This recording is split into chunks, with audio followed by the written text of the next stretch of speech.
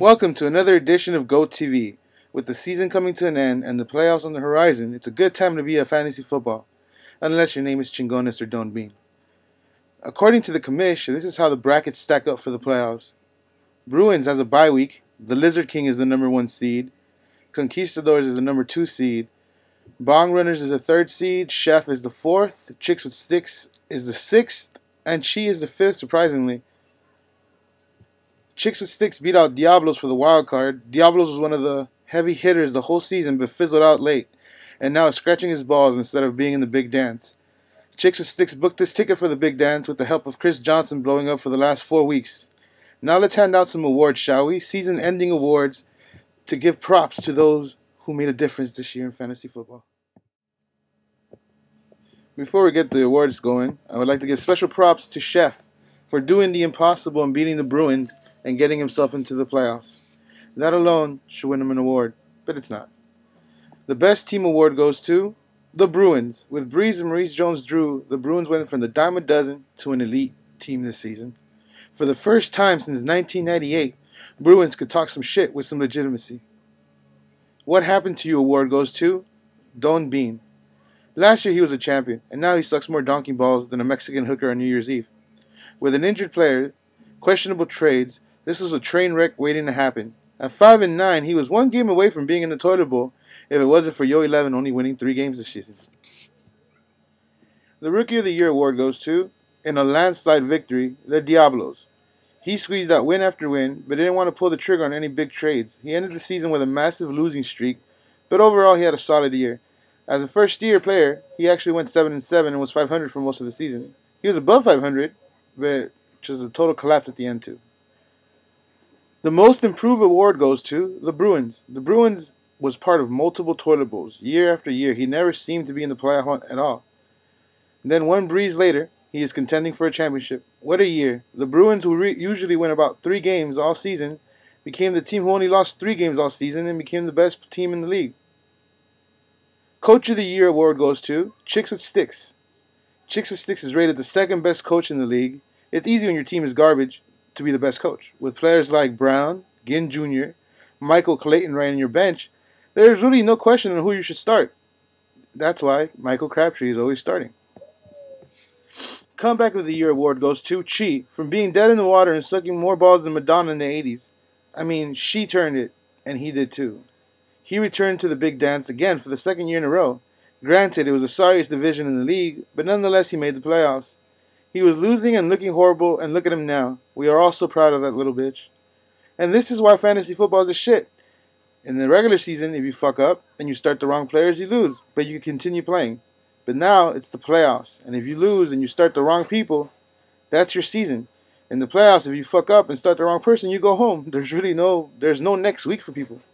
How sad would it be to see you start a player that scores 2 points and bench someone that scores 26 points and you end up losing by 10.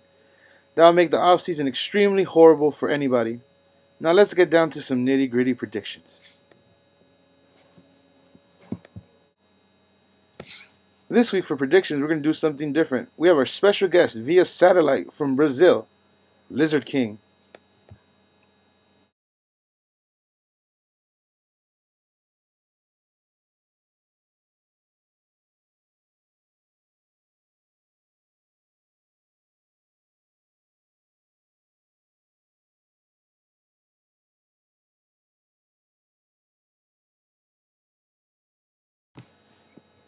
Thanks, GoTV, for making me your special playoff correspondent. I am Lizard King, Marlon Miranda, not to be confused as the GOAT.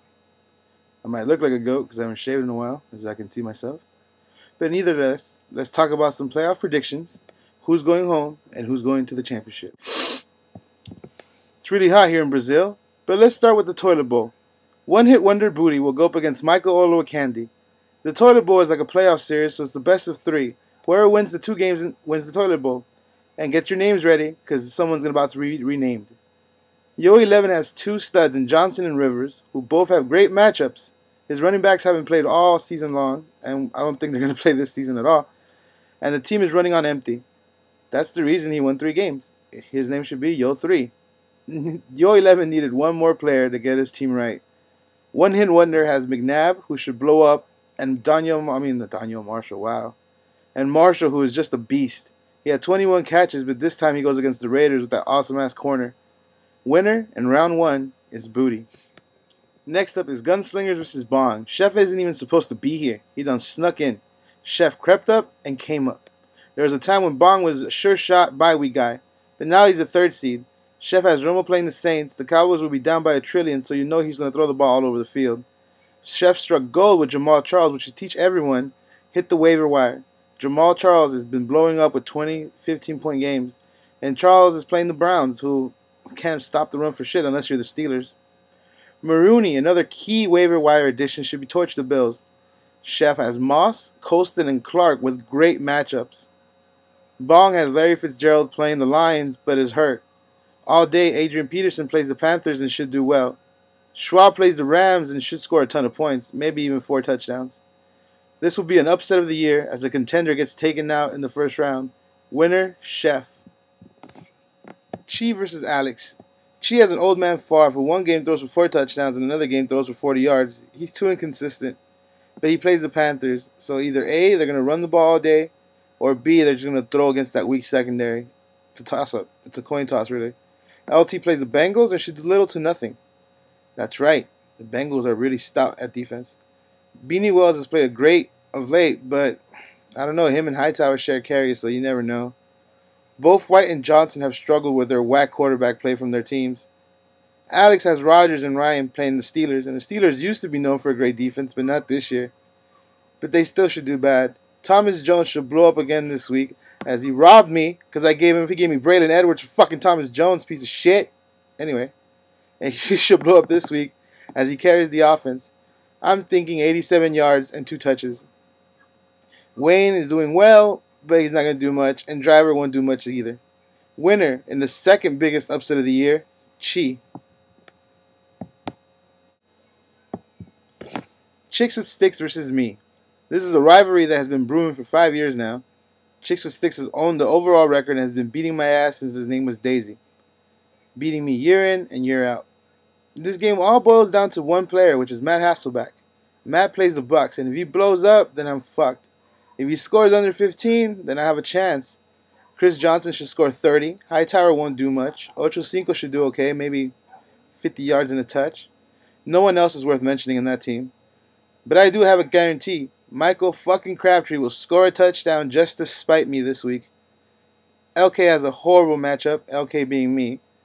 And it will depend heavily on Manning and Jackson, thanks to fucking D'Angelo Williams not doing shit. Thanks to Steven Jackson getting back pains all of a fucking sudden. So if Jackson and Manning give me like about 80 points each, I might have a chance. Winner, Chicks with Sticks. Those are some bold predictions, Lizard King. Well, I hope you enjoy your vacation in Brazil, and we'll see you next week. That's all for now, folks.